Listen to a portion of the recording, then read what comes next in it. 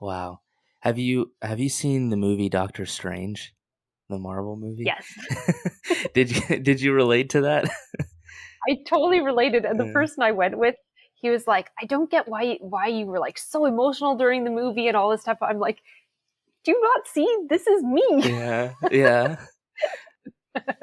That's crazy because welcome to Learn or Be Learned. We either learn from others or others learn from us. The former is able to help us become a better, faster you. Follow me weekly as I dig up stories like a true anthropologist would on one of the 3 series called Guest Conversations, Book Applications, or My Small Talk Explorations. I am your host, Shiva Danshaker, and let's talk.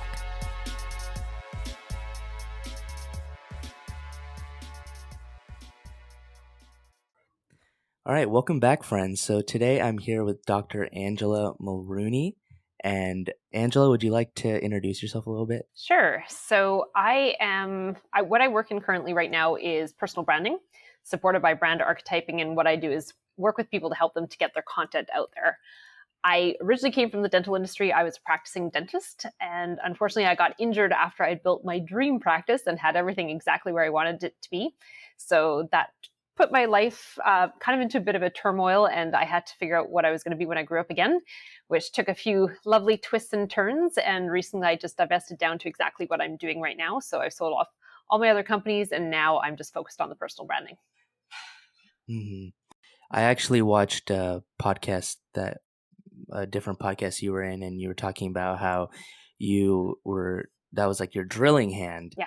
and you had to like get like injections or something to like loosen the muscle so you could go to work the next day. And it was almost like every day the job was like too much stress on your hand and you had to go relieve that Yes. afterwards.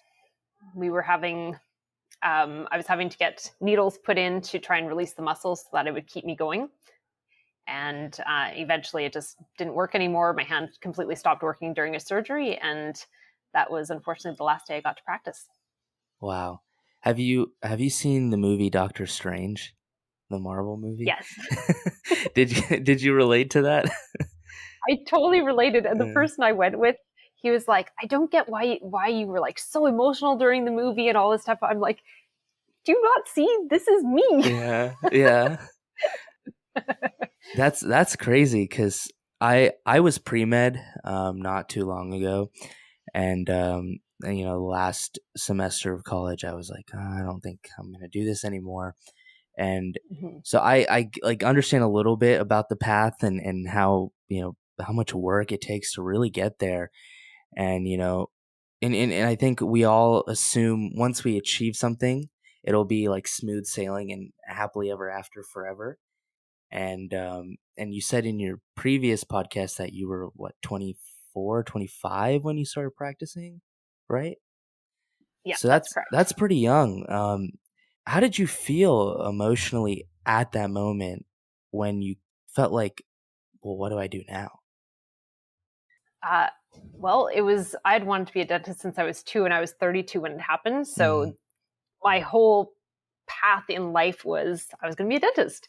And so I hadn't really considered being anything else. I did dance professionally as long as I was a dentist, but I was doing it because I could, because I had the physical ability. And to me, it was just I was going to do it until I was too old to do it. And so that didn't feel like that viable option. And, doing dental school is one thing. Yes, it's a lot of work. But then the work that was put into actually do the extra skills that I was doing, like I was an IV sedationist, I was doing full mouth reconstruction, I was doing implants, I was doing sleep apnea. So I'd acquired all these extra skills, which cost me way more money than going to school in the first place. And so it was a big investment, and I hadn't made a plan B because I didn't think I needed to. I thought I was going to drill to the day I died. Right. So it sent me reeling, and kind of had a bit of an identity crisis because I Angela was supposed to be the person with the drill in her hand. She was the Hmm. one who played with teeth since she was little. So Right. it took a lot to actually pull out of that and figure out what my next path would be. Hmm. With that, I want to ask, what are your thoughts on holding your identity to one aspect of your life? Because it seems like, it was the whole thing was, I'm going to be a dentist, dentistry. And when that was stripped away, it felt like it was almost like someone stripped who you were away.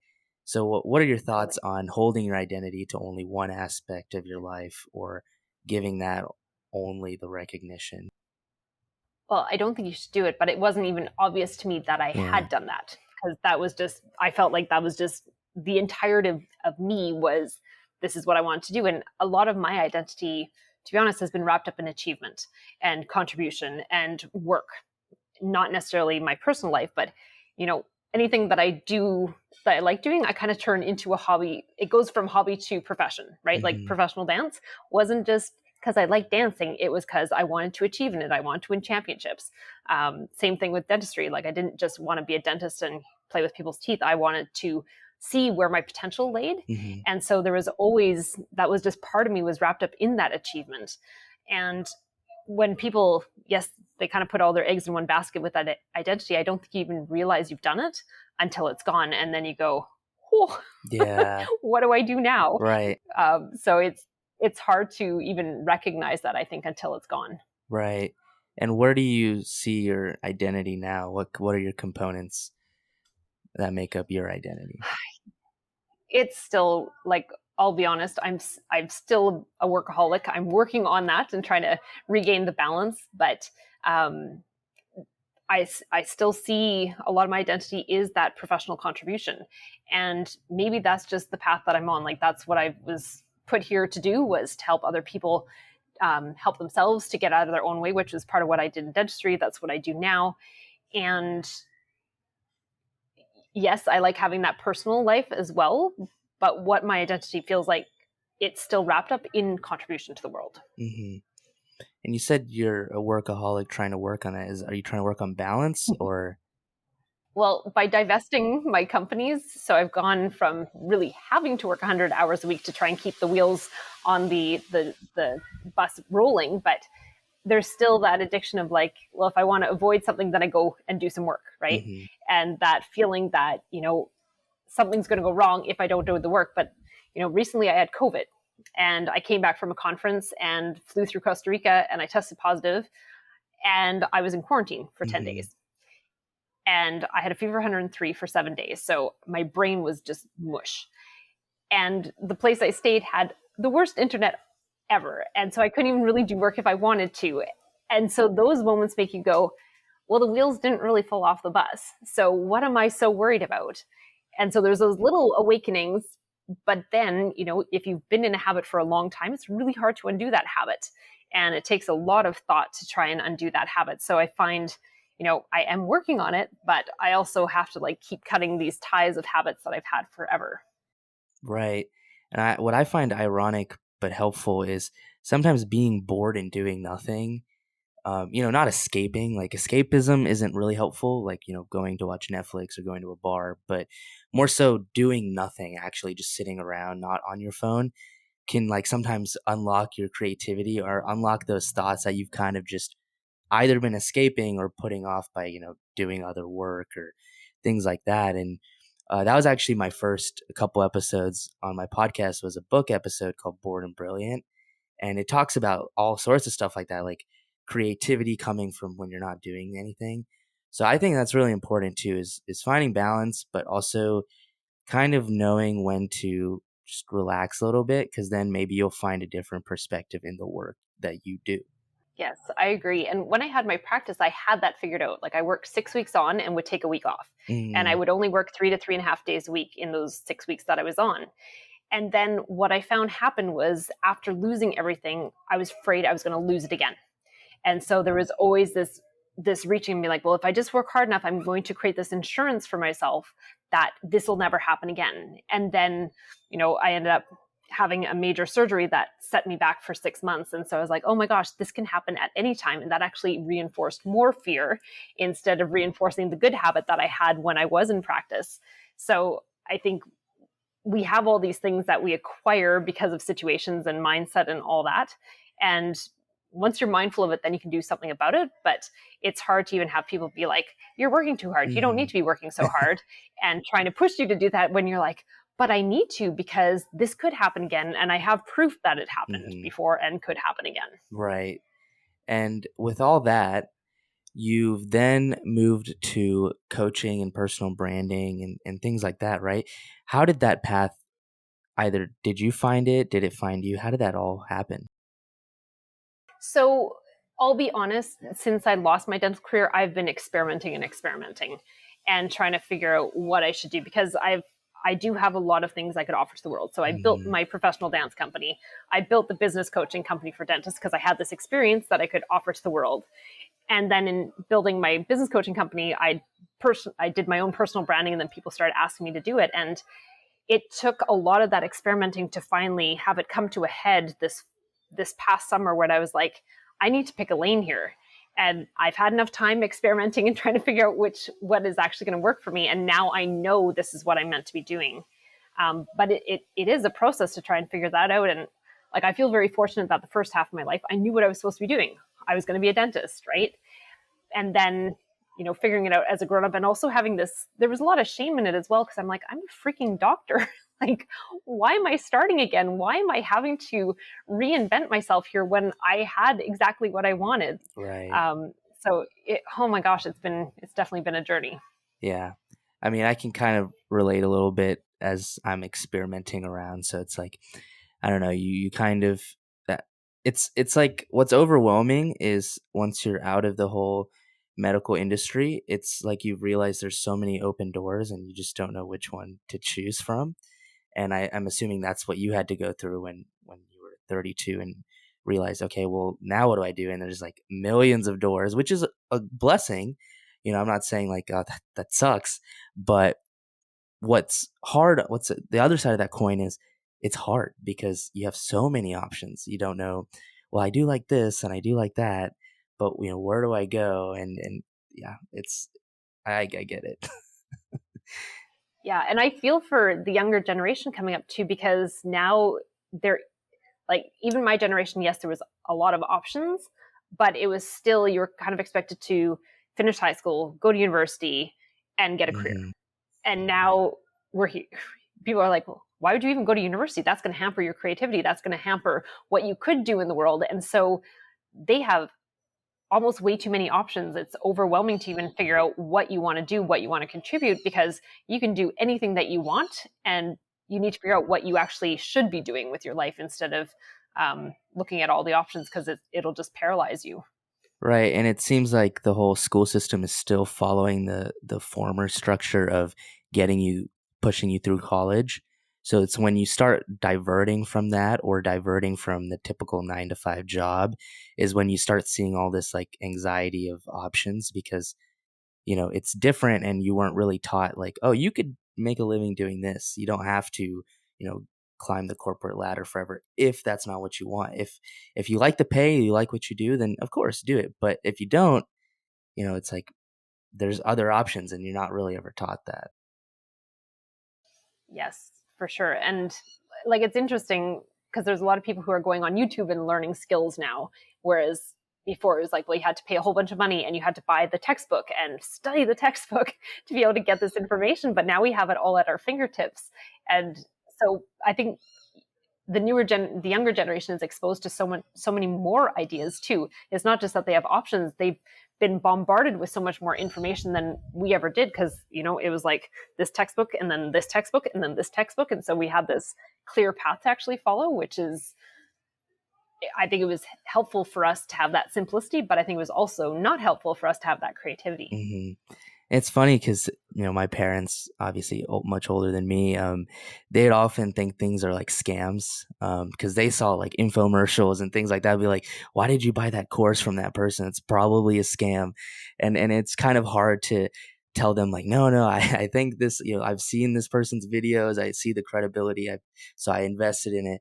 And they'll say like, "Oh no, no, you could you could get it for free." Like, yeah, it's so different and very obvious. So, and I found it very interesting that you moved into personal branding, which I think is totally the the second wave of the internet is what people call it, right? It went from the first wave being information based, like emails and Google searches, to the second wave being social media. Um, and people are saying like the third wave is like the blockchain and metaverse and all that stuff, but it seems like you're focused on branding, which at least at the moment is still more second wave internet of social media presence and things like that. So did you start getting into this and you were like, oh, I like making content and contributing because I see that you've grown on like LinkedIn and stuff, right? Right. And so part of it was really just trying to showcase to people how I could help them, right? Because there's only so many phone calls you can do in a day. There's only so many messages you can do. So I was like, how do I go from my conversations one-on-one to my conversation really reaching more people? So that was where getting on LinkedIn and talking about, originally I was talking about like how to niche into your passion in dentistry, how to brand yourself in dentistry.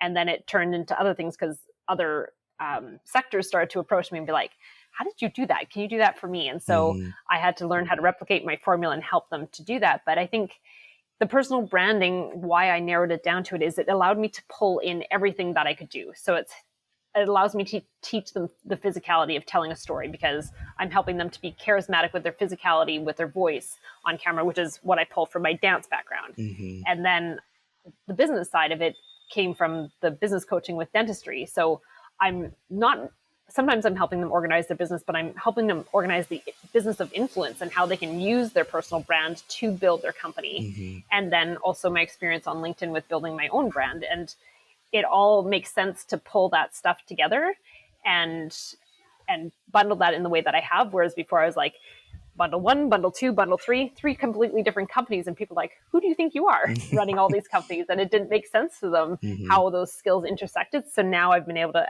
take the best of everything that I do and put it into one thing, which is what I help a lot of my clients do too, because they're really talented. They have so many things that they can be doing, but they are really confusing to the marketplace because of it. Mm-hmm. Right. And it's much easier to see in hindsight. It's like, oh, my dance helped me with this and things like that. Is there such a thing as, too early to be branding yourself, especially when you don't know what your expertise is? Like, because you said, I've done a little bit of dentistry, dancing, personal branding, helping through both of those. So what about people that are, younger, still trying to find their niche, trying to find their way? Is it too early to start? What are your thoughts? You have a personal brand whether you've worked on it or not. Okay. So you might as well be working on it and figuring out what you want the world to know about you, because you can leave it up to chance and just have, don't put anything out there, don't showcase what you're interested in. Even if you're interested in a lot of things, don't show what your personality is, don't talk about where you want to go in your life, and then the world gets to decide for you what you actually are. Whereas if you have the opportunity to present yourself and guide what you want the world to know about you, that's where you're going to help yourself. And so you're not leaving it up to chance. You're starting to craft what you want people to know. And it's not about, faking it. You don't want to fake it until you make it. You need to own exactly where you're at. And that's what I see people go off course with their personal brands, is they're trying to be something that they're not. And people feel that incongruency, right? And if they discover proof of that incongruency, then they're like, oh, that instinct that I felt about that person was right. And then you're Mhm. completely discounted. So even if you're young and starting out, be okay with where you're at, be okay with showcasing where you're at, because then people will actually often step up and say, I see where you want to go. How can I help you? Right, right. So sometimes you hear people say, you know, but I don't have credibility. I don't have this or I don't have that title yet. So for people like that, you're suggesting that you work on it now and build to where you want to go. And sometimes opportunities and doors open up. And reach out to the people that you are interested to work with, right? Hmm. Like, you'd be surprised. Like, I live on LinkedIn, so I'm not talking to Instagram, I'm not talking to Facebook, I'm talking about LinkedIn. You can reach out to those people who are one level up or a couple levels up and start conversations with them and just say, this is where I want to go. Can I pick your brain about it? Right. And so showing that humility, that you don't know everything, that you want to learn, it does add to your credibility, because people don't want to know it all, right? They want to see that you're vulnerable. You're not trying to be a superhero. You're not trying to be on a pedestal, especially when you're trying to build your personal brand. You want to humanize who you are, not perfectionize who you are. Because if you're trying to be perfect, nobody trusts that, because Hmm. nobody is perfect. You're never going to create perfect content, or if you do, then it feels too corporate and it doesn't feel relatable. So just again, being where you're at is totally okay. And if you're looking for those jobs, you have to be where you're at and be honest about that. Otherwise, they're going to see the holes in your resume. They're going to see the holes in your credibility, and then you've already blown yourself out of the water. Right. I like that because I think the whole distinction, especially when you're younger, is to have confidence in your ability, but not to create this sense of overconfidence that you know everything, because that can be very off-putting, especially when you are younger. People will be like, you really don't know anything. You've been in this industry for like a year. So it's confidence in yourself, but not overconfidence that you know the industry. Yeah. And it's very common when you're starting out that you feel like you know a lot because you Yeah, went and you studied this thing and you're like, yeah, let me out of here. Let me right. unleash myself on the world. And then anyone who's been experienced in a field knows that probably around the 5-year mark, you're going to have this wake up call where you're like, oh, I know nothing. I probably shouldn't actually be doing this job Mm, because I don't know enough to actually know what I'm doing that's doing harm. So it's interesting that we have that realization, but everyone's going to go through that phase because we're passionate. So we're like, well, I can help everyone because I have this little bit of knowledge. And you probably can help a little bit with everyone, but you also need to know where your limitations are. And I think that's where acknowledging where you're at and owning that is helpful. right. And what advice do you have for people that want to brand themselves on LinkedIn? I'm sure there's a ton. There's a ton. First off, fill out your whole profile. Do There's what? all these sections that fill out your whole Oh, profile right, because right. oftentimes, there's all there's little pencils for each of the sections that you can fill out. And it's funny, I'll put out these polls and people are like, I don't need help with this. And I go and check out their profile. I'm like, well, you kind of, you do actually need quite a bit of help, but that's okay. But just go in and start filling the sections. Like they've made it a fill in the blanks thing. It's so beautiful. It guides you through it. Do everything, fill in every blank that you can fill out. And then don't just try and create content and sit there and hope that someone is going to see it. Reach out, go and and interact with the people who are the people that you want to have connection with. Go and start sending messages out and start conversations, and don't just pitch people. We know we've all received pitches in our LinkedIn. We're like, I know you think I need your service, but I don't. You know nothing about me, right? And so it's like delete or you block them or whatever you do. So start those organic conversations with just getting connected as a human being, not even professional to professional, but just get to know them as a human being, and then see if that goes into a professional conversation. And that will get you a lot farther than if you are trying to just send someone a pitch and be like, let's connect on a call because I know I'm the right person for you when you know nothing about them. That's very generic. That's very outdated. It doesn't work anymore.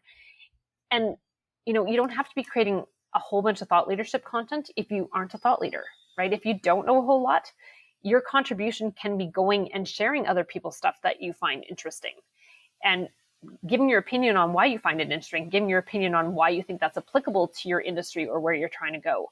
That can be insightful, and you'll have, people at similar level following you and wanting to interact with your information, but you'll also have those people who put out that content paying attention because they can see if their stuff has been shared. And that's when you're going to have people reach down and try and pull you up to the next level with them, is when they see that you are, you are trying to learn, you're open, you're humble, and not trying to claim that you know everything. You're actually saying, I'm really interested in this, and this is what I learned from it. Maybe you can learn from it too. Hmm. Right. So, and I've heard things like, always trying new features when a platform comes out with it. It can be very helpful. I know LinkedIn came out with that video bio for your profile. Um, what do you suggest for someone who wants a bigger reach? Is it patience of just posting? Because I know LinkedIn right now has a good organic reach at the moment. I don't know how long that's going to last, but what do you suggest for people that are trying to gain a larger audience over time? I'd say evaluate why you want to gain that larger audience, because the algorithm changed. I think it was in May this past year, where you used to be able to reach out to 3,000 people in a month and connect with 3,000 new people. Now you're down to 400, and so you have to be very careful with how you're building. If you're just trying to gain the popularity contest of having X number of followers because you think that's impressive, is that actually going to benefit you? Or is it more beneficial to reach out to those right people and get really careful with who you're reaching out to so that you are spending your time well, building out what you're trying to build out? So if you're trying to get that next job, are you reaching out to those right people? If you're trying to build your clientele, who are those right people? Because they're the ones who are going to engage with your content. They're the ones who are probably going to refer. They're probably going to become clients. And that's way more impressive than just having this giant following that actually isn't driving anything for you. Mm-hmm. And you can't play the algorithm on LinkedIn. Like Instagram, you can buy old accounts and instantly have a following. LinkedIn, you can't do that. You actually have to build it. You can't trip up the system.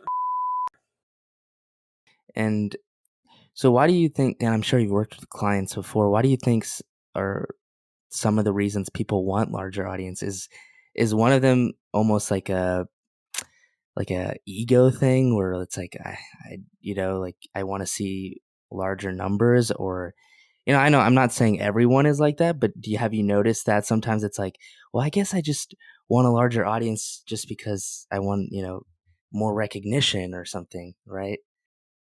Yes. Well, I think there's that old school thinking of I have to have a certain number of followers before I have that credibility. Yeah. And it's hard to let go of those thinking because, when someone's like, oh my gosh, this person has 100,000 followers on Instagram. It sounds impressive, but it's like, well, is that actually turning into something? And so again, yes, there's that optics. And when someone sees that you have a ton of followers, it is impressive. But if you're also fueling, not just completely relying on that number, but also putting out content that gives value, whether you're sharing someone else's or you're creating your own content, you're having those messages that are adding value, you're actually connecting with people, not just collecting them, it's going to benefit you more. But it is tempting to play into the popularity contest because you're like, well, this is measurable, right? I can measure how well I'm doing, how well I'm being seen because I've got this many people following me. Mm-hmm. But you have to see if that's actually turning into the results that you actually want. Is that benefiting your career? Is it benefiting your business? And I think that's way more important. But, it's like counting calories on the treadmill. Right, exactly. Do you feel better or do you want to know how many calories you counted, Yeah. right? And I think we always have to weigh those two things. It's interesting because I have the plan to start posting more on LinkedIn, and I've been doing a good job with posting more on Instagram, and I've noticed that I lost a lot of followers that were more considered ghost followers or followers that don't really interact with your account. More so people that I grew up with over time that just follow me to kind of, I guess, people follow people to keep track or like say like, oh, look, they've done this now. And I lost a lot of those ghost followers, but it's cool to see that I've gained followers I don't even know of people that actually followed because they were interested in what I was posting. So I think that's also really cool. What I also want to ask is the reason I was never big on social media for a long time was just because I didn't want to get involved in it and I didn't want to get sucked into it because I know it can be addictive and I didn't want it to consume me. I know because, growing up, I never really cared about the whole popularity thing. And I noticed a lot of people do. A lot of people care about those numbers, the follows. Oh, they unfollowed me and things like that. So I didn't want to get sucked in. And then I realized as I was making content, it's like, well, you're kind of not reaching anybody if you're not posting additional value of what you do on other platforms. So I started posting more on other social media accounts. And my question now is, how do you find that balance where you're working on your content, but not getting sucked into also just constantly being on social media? I think honestly, just setting a schedule Okay. and sticking to it. So it's like, okay, I'm going to go on from 7 to 7:30 and go and check my messages and go and find a few pieces of content that I'm interested in, go and comment on them. Then you have that boundary. But it is tempting when you've posted something that you're like, this is really good. Mm-hmm. And you're like watching the numbers increase and then your report at the end of the week tells you, you were on LinkedIn for this many hours. And I'm like, what? I don't think I was on there, but it's because you were going back and checking the content. Hmm. It is easy because it feels good, right? And we know we're getting a dopamine hit when we see those numbers rise. It's Hmm. part of the way these things have been programmed. But I honestly would say the best thing is to just set those limits with yourself. Know that these are the times that you're going to check, and it'll be there again tomorrow. Hmm. And the numbers will be even better tomorrow because it'll have had 24 hours to percolate. Right. And I think an extra thing to add to that would be, I think it'd be smart to also turn off the notifications or limit them. Most of my notifications are turned off. Like phone and texts are the only ones that get through to my lock screen. And some of the other ones that are a little less important, but I still would like those notifications, like calendars and stuff, I'll put those in like the notification center.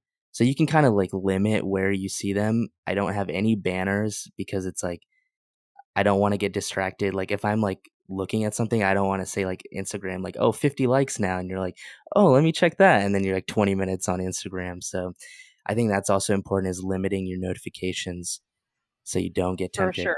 Hmm.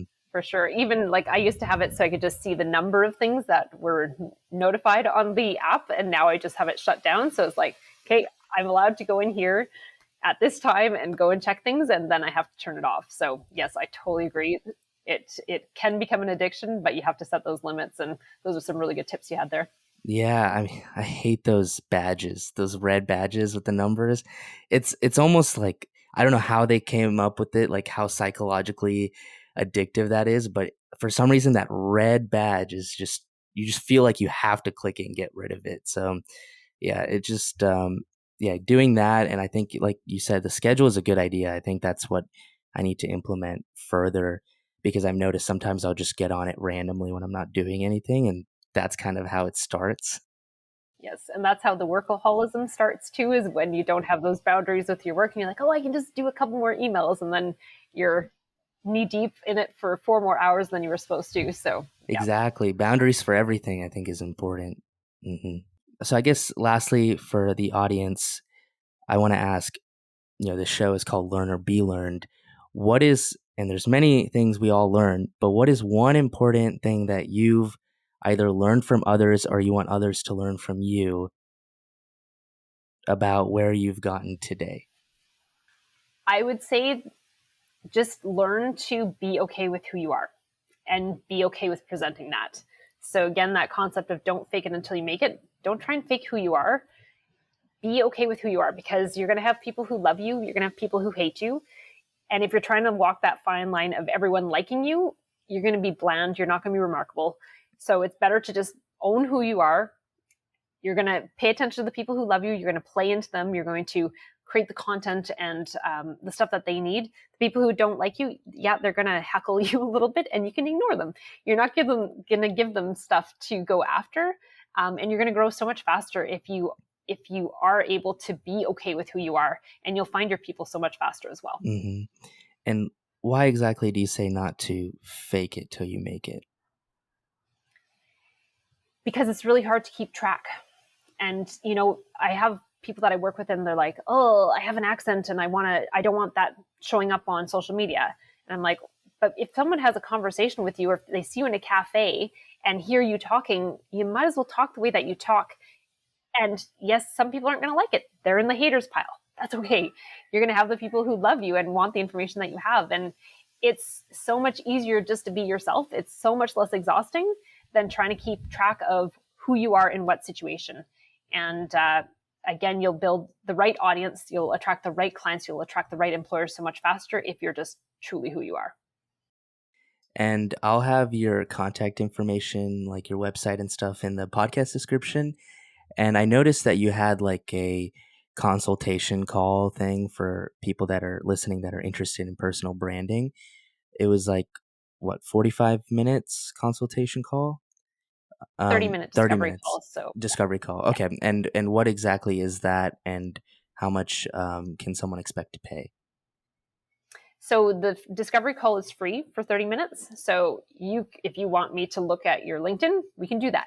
If you want to just have a call about what's going on and get some tips and tricks on how you can work with that, we can do that. If you want to dive into programs where you're ready to start elevating your personal brand and want to leverage LinkedIn better, we can talk about that. So that 30 minutes is open to whatever they want to discuss. Okay, great. Well, Angela, thank you for being on this show. I really appreciate you being here and taking the time to talk to me about some really cool topics. And thank you all for listening to this episode. My pleasure. Have a great day.